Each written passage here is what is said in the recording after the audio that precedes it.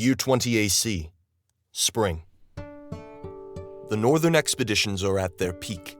The Allied sovereignty has scoured massive areas of land, while the administrative commonwealth is barely catching up.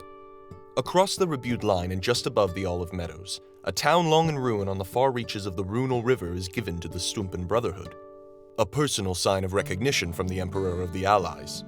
A steady stream of materials and economical support is provided to the newly named town of Riverley, with the expectation that the Lord of the Brotherhood, Ant, would build a prosperous stronghold in which his men would safeguard the area in the interest of the Allies. Across the realm, way down in the far south of the Crimson Pallors, the last member of the Lydorian family, Toric, the Exode, a nervous, irritative man mentally crippled by his own ambitions, studies the sea from his tower.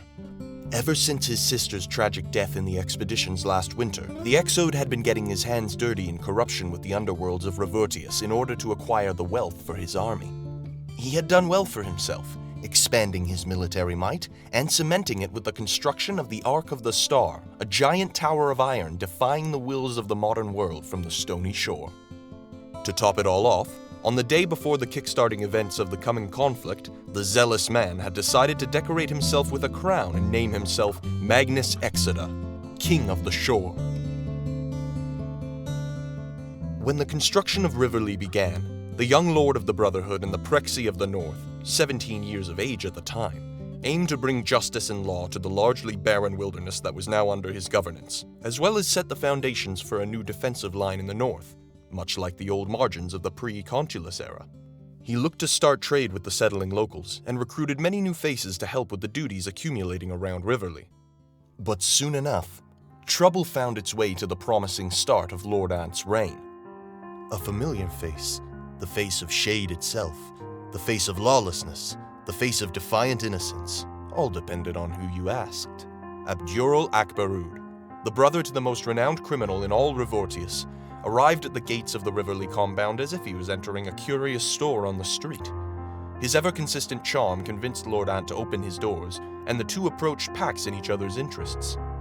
In exchange for a place of asylum for the Akbaruds within Riverley, immunity from the deadly gaze of politics, Abdurrahman would open up the clanships and trade routes of otherwise untouchable settlements for Riverley. Even this scheme seemed to go well at first, and Ant kept his connection hidden from the Allies, who had already long ago declared the Akbaruds enemies of the state. Eventually, however, some small misunderstanding with the Stumpen guards and Abdurrahman's little brother, Anduril, fluctuated into something bigger, and very quickly the two brothers stormed out of the Riverley compound yelling obscenities and melodrama as they went. Manure had hit the fan. Lord Ant began preparing the defenses of his still half-finished compound outpost, while Abdurrahman dispatched his little brother to warn the oldest of the three brothers, Danar Akbarud. At lightning speed, Anduril's horse arrived in Lothamore with the message only after just 3 days, though strangely the young boy no longer accompanied his horse. Danar interpreted this as a form of trickery, even blackmail crafted by the Allies, and went all out. He immediately began scraping together reinforcements through his connections in the criminal scene of the free-range settlements. Only one of them would make for a significant difference. Toric Lador offered the help of his military might. In return, Danar was to join him as an advisor on the Ladorian Council and begin organizing a confederation of resistance from as many free-range settlements as possible.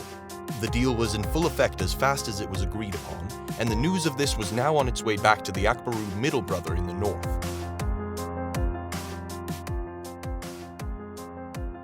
In Riverley, Abdurrahman had done well at creating a diversion for the Stumpke, but he was running out of momentum. He had called for his criminal friends to join him in sieging the Riverley compound, and when most of them turned down the call, he quickly gathered rebellious locals from the area to join him. He had been able to surround the city, except for the main passage south, through which news of the unrest inevitably reached the Allies. Static fighting carried on in Riverley for 2 days as Abdurrahman failed to lead his inexperienced and unorganized force any further than the outskirts of town. The Stumpen Brotherhood within the stern walls of the Riverley compound was organized and well armed. The knights who had previously only known swords as their means of weaponry had recently been trained and were armed with some of the most modern firearms in the world provided to them by the Allies. With these advantages, as well as having overwhelmingly high spirits on their side, the Stumke successfully fended off all of Abdurrahman's attacks. Within their ranks was a certain Timoth, one shady and recent recruit, who was actually a secret infiltrator loyal to Abdurrahman. During the defense, he had faked a seizure to avoid fighting against his own side, after which he had gone missing for a while and was found again after attempting to blow a hole into one of Riverlee's walls. He was promptly executed by Ant's council during the fighting. On the fourth day, Abduro's meager force mutinied and abandoned its leader. It was here when he found out about his brother's plans in the southeast. What had stopped the Allies from invading the Laedorian mainland up to this point were the Free Reign lands, established at the end of the Unison War 12 years ago. The region was demilitarized, and the Allies would risk war trying to pass through it. It made for an effective buffer zone for the Laedorians. Ideally, with this advantage, any Allied interference could only be minimal, enough to give the Exodians plenty of time to prepare and revise their plans. Akmaran Jits of the Allied Central Advisory had come to Ant's rescue in Riverlee, to find the town already relieved of its enemies. The Lord of Riverlee wasn't scolded for breaking bread with the Akbaruds. Instead, Ak organized a motorized escort for Ant and a handful of his best men to meet Ryan Fraser, another Central Advisor down in the Midlands. Deep into the night, they arrived at the Allied border to the Free Reign. Though Ak protested it, the plan was to send the Stumka through the Anarcherite region and into the Laedorian holdings to pressure the Exodians and gain ground while the Allies prepared their naval and airborne operations through the Sea of Sailors. Lord Ant was eager to show the place of his brotherhood among the capabilities of the major powers and agreed to carry out this part of the plan. The next morning, when many more Stumka had arrived, 60 brothers entered into Free Reign territory on horseback, carrying with them a single hooded cart, which carried all their heavy weaponry sponsored by the Allies. They crossed the Artifex Bridge, and when they found no resistance on the other side, they continued further down the stony reaches and finally set camp outside the old Laedorian capital of Lardval for the night. The Brotherhood had in reality no idea what to expect. Vague rumors were all that had reached them about their enemy. The following morning, Lord Ant, despite his advisors' warning otherwise, took off only accompanied by one bodyguard at his side to meet King Torek in his keep of Arkenstar for peace talks. With Ollie the Reaper, Ant's personal mentor figure and friend, the Stumpen Lord passed through Lardval, but as the two exited the southern end of the city, they were ambushed by common road bandits. Meanwhile, Torek had hastily mobilized his army and marched them towards the Brotherhood's encampment through a coastside path around Lardval. Torek's plan was to swiftly overrun the Brotherhood's meager numbers and capture their lord for a hostage. Because of his ties to so many high-standing figures in both the Allies and the Administratives, having the young Ant as a calling card for negotiations would be crucial for the Exodians. Torek's attack, with about 200 troops, took the Brotherhood completely by surprise, and no substantial defense could be mounted in time. Despite this, most of the Brotherhood scattered into the nearby woods in an orderly fashion, while a few stood their ground in sacrifice and held off the overwhelming enemy as long as they could. Torek promised wild riches to whoever would bring him the young lord.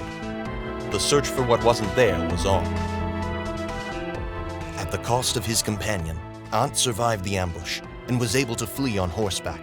For a moment, Ant seemed to be getting out with his life, until suddenly his already wounded horse was shot down by one of the bandits. He continued running away as fast as he could with his long and skinny legs, but his armor slowed him down, and the bandits were beginning to gain on him. Just as Ant was about to be caught, the ground began to rumble, and the bandits at his tail stopped at their tracks at the sound of roaring engines drawing closer. Central Advisor Akmaran had brought a motorized infantry unit to reinforce the Brotherhood. Against orders, he had gone around the entirety of the Artifex River, passed through the lands of the Fuxeji, a less prominent region within the Free Reign, and was unknowingly about to mount a decisive flanking maneuver on the bulk of Torek's forces. The Lord of the Brotherhood didn't look back, even though he heard the sounds of Allied intervention in full effect behind him. He continued running towards the Stumka encampment. On his way there, his course changed as the scattering brothers around him rallied behind their lord.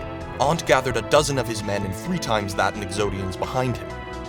Eventually, the young lord reached a farm ground, where he and a handful of his men organized themselves against their enemy in an old abandoned barnhouse. They fought off the Exodian pursuit, and shortly thereafter a detachment of the Allied reinforcements arrived to them and informed Ant's retinue of the situation. The majority of King Torek's army formation had shattered under the Allied attack within seconds and was quickly destroyed. The king himself fled as soon as he saw the Allied colors. He raced his way back to the Arkenstar as fast as he could, his horse falling unconscious from the merciless marathon and throwing the king off into a puddle of mud in the gate yard. Torek could now only hope to stay within his castle with the household crew of a couple dozen castle guards and a few patriotic Laedorian supporters in the streets outside.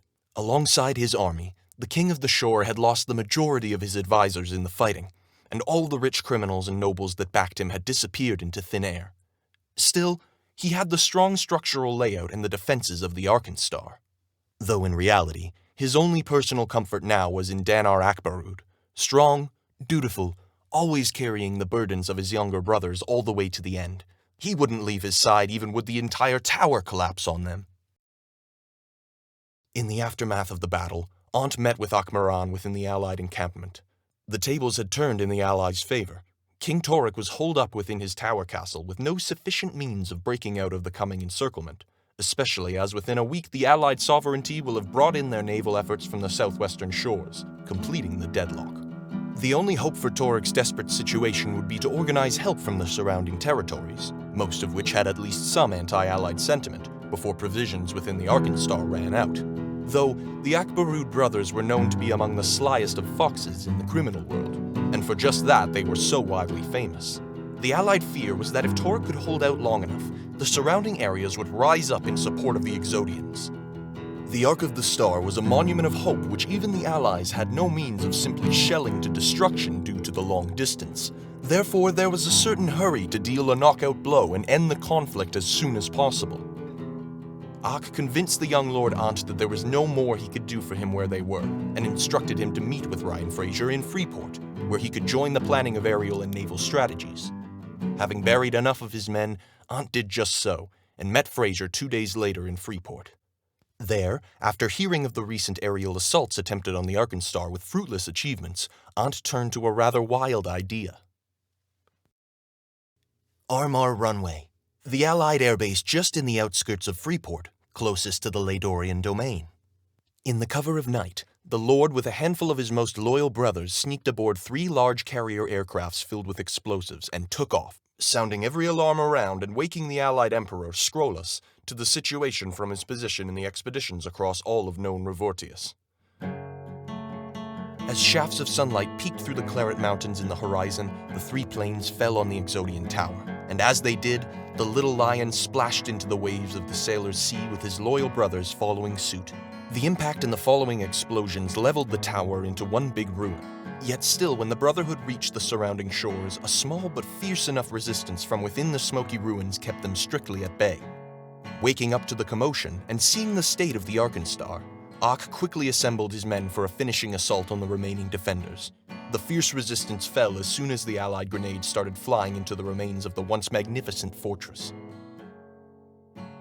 Within those ashes died the embers of the Laedorian legacy, and on a lonely shore across the artifacts stood witness to the death of his beloved older brother, Abdurl Akbarud, the Golden Eagle.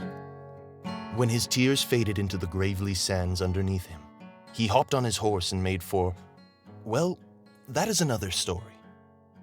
Only a few hours later the same day, as the Iron Emperor arrived from the far north to witness the fate of the Exodians, a threat far greater than any southern quarrel prepares to reveal itself from within the depths of Sanctum.